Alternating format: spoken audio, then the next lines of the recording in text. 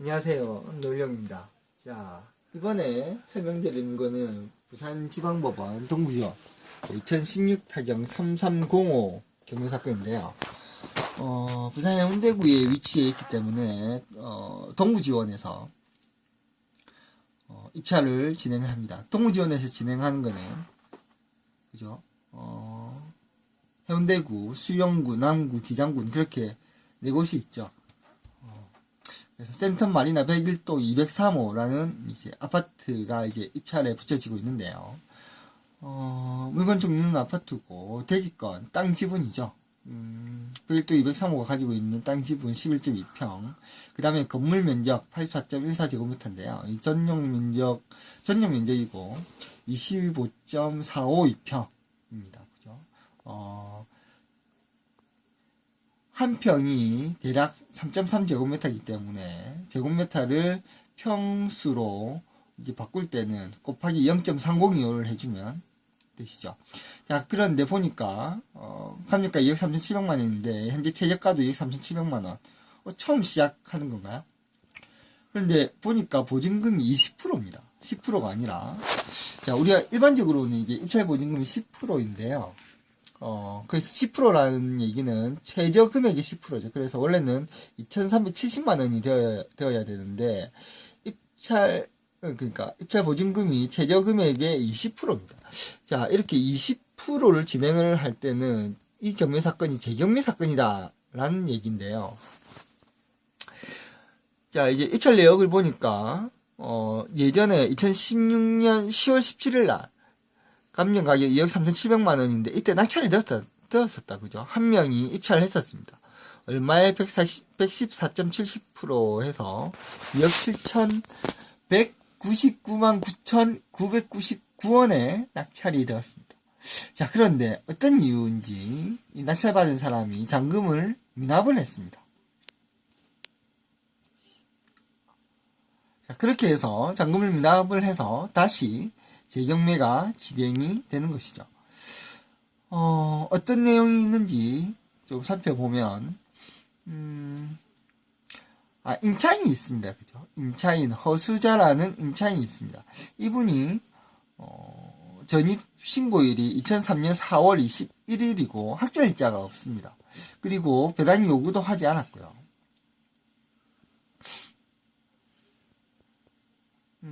등기부를 보면 말소기준권리는 이 근저당입니다. 그죠? 이 등기부상에서 말소기준권리가 될 수 있는 것은 근저당, 강제경매 기입 등기인데요. 이 두 가지 등기 중에서 가장 빠른 등기가 말소기준권리가 되니까 2012년 2월 8일 설정된 이 근저당이 말소기준권리가 되고요.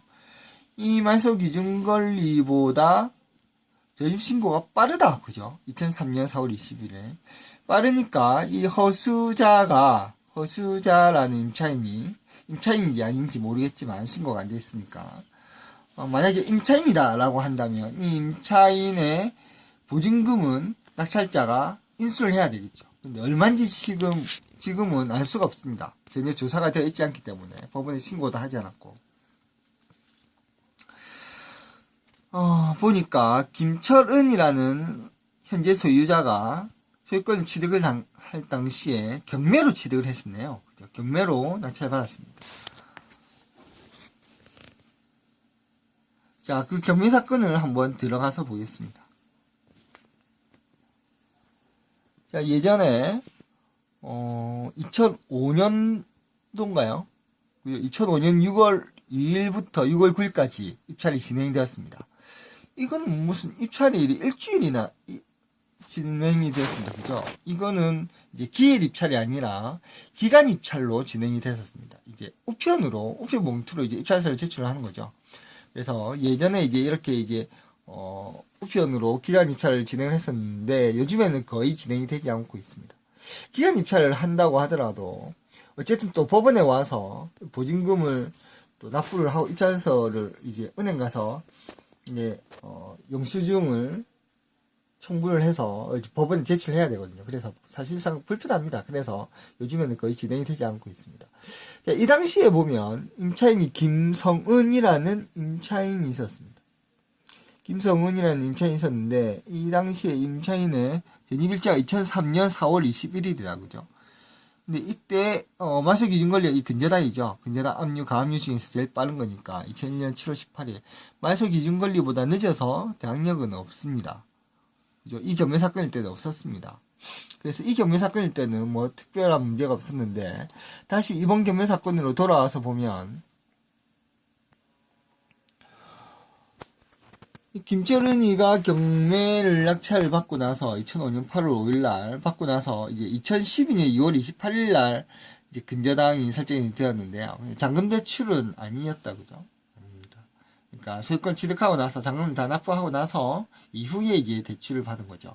그래서 허수자가 2003년 4월 21일 날 있었습니다. 자, 그러면 아까 앞에 전입일자와 그러니까 예전 경매 사건의 임차인 예전 경매 사건 임차인 김성은의 전입일자 2003년 4월 21일과 허수자의 전입일자가 같죠.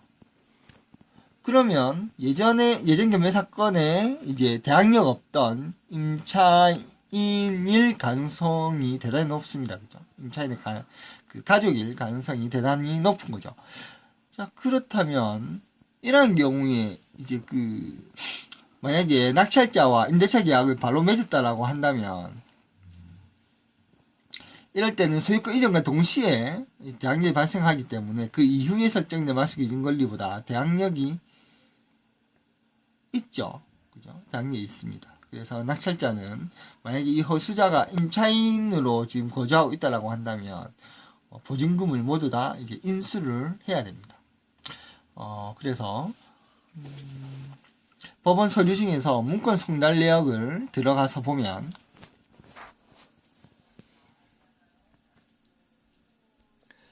2016년 11월 14일 날, 그죠?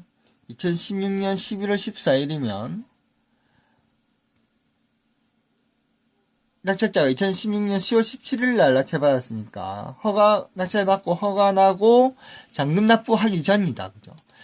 잔금 납부하기 전에 임차인 허수자가 진술서를 법원에 제출했습니다. 어떤 진술을 했는지 모르겠지만 어쨌든 뭐 진술서를 제출했고요.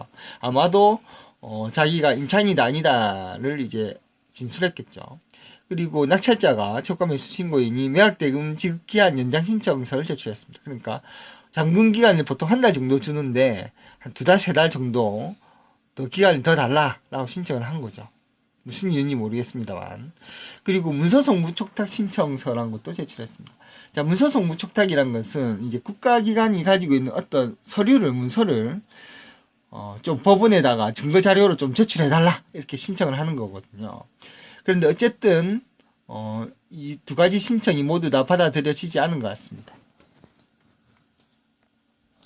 자, 그래서 미납을 했고요. 어쨌든 미납을 해서 다시 재경매가 진행이 된 사건입니다. 그래서 이 사건은 허수자가 임차인인지 여부가 가장 중요할 것 같고요. 이 임차인인지 여부를 밝힐 수 있는 방법은 청식자 신협 은행에 가서 이제 아마도 물어보면 알 수 있지 않을까라는 생각을 해봅니다. 왜냐하면 이제 은행에서 대출을 해줄 때는 임차인이 있는지 없는지 확인을 하고 대출을 하니까요. 자, 오늘 첫 번째 물건은 여기서 마치도록 하겠습니다. 감사합니다.